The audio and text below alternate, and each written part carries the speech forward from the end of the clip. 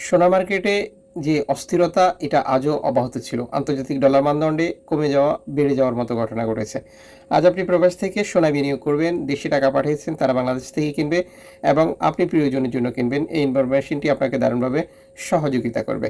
November মাসের ১ তারিখ আন্তর্জাতিক ডলার মানদণ্ডে গোল্ডের যে অস্থিরতা এটিকে ব্যবহার করে বহু ব্যক্তি প্রতিষ্ঠান সাধারণ মানুষকে ঠকাচ্ছে।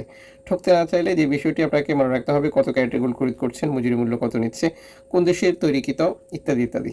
ঝামেলা হলে ডকুমেন্টস আপনাকে সমাধানের সহযোগিতা করে। সনাতন পদ্ধতি এক ভরি আজ বাংলাদেশের মার্কেটে বিক্রি হচ্ছে ১,৩৬,০১৪ টাকা।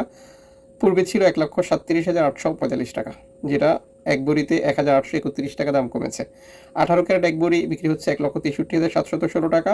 আগে দাম ছিল ১,৬৫,৮৬২ টাকা, এক ভরিতে ২,১৪৬ টাকা দাম কমেছে। ২১ ক্যারেট এক ভরি বিক্রি হচ্ছে ১,৯০,৯৯৮ টাকা। আগে ছিল ১,৯৩,৫০৬ টাকা, এক ভরিতে কমেছে ২,৫০৮ টাকা। ২২ ক্যারেট এক ভরি আজ বিক্রি হচ্ছে ২,৯৬,০৯০ টাকা। আগে ছিল ২,০২,৭০৯ টাকা, এক ভরিতে দাম কমেছে ২,৬১৩ টাকা। আশাবাদী আপনি ক্লিয়ার হয়ে গেছেন বাংলাদেশের মার্কেটের ব্যাপারে এবং প্রবাস থেকে যখন কিনবেন তখন যে কোনো মুহূর্তে এই রেটে পরিবর্তন আসতে পারে।